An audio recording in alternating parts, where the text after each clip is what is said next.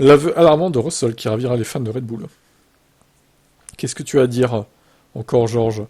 Nous devons faire des progrès, a déclaré sur le podcast Russell. Le podcast Beyond the Grid. Nous avons fait quelques allers-retours dans notre développement, nous avons fait un pas en avant, deux pas en arrière, avec un certain nombre de mises à jour qu'on a apportées, notamment l'année dernière. Nous avons dû retirer beaucoup de performances à la voiture car nous avions du mal avec le rebond. Mais nous maîtrisons certainement beaucoup mieux cette limitation.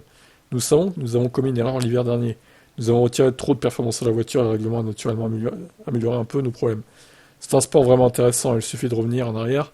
Jusqu'en 2020, Mercedes a construit probablement l'une des voitures les plus compétitives de tous les temps. Puis en 2021 au moins, il y a eu la bataille entre Verstappen et Hamilton.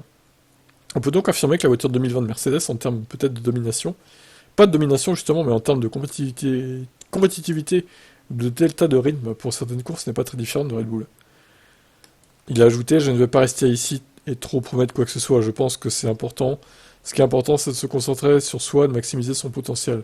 Je peux affirmer avec confiance que nous sommes dans une position bien plus forte qu'on l'était à l'époque l'an dernier, et que la direction que nous prenons avec la voiture de l'année suivante est meilleure.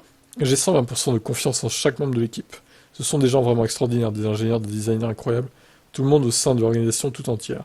Ils sont tellement motivés par ce succès, et nous avons une direction claire à prendre. Bon bref, voilà, c'est bon, on a compris l'idée. Il veut pas trop en promettre, il reste prudent dans ses déclarations, bah vaut mieux ça que l'inverse, qui disent oh, on va tout péter, ne vous inquiétez pas, on va se battre pour le titre. Et il a raison de rester les pieds sur terre, entre guillemets. Je vous laisse commenter.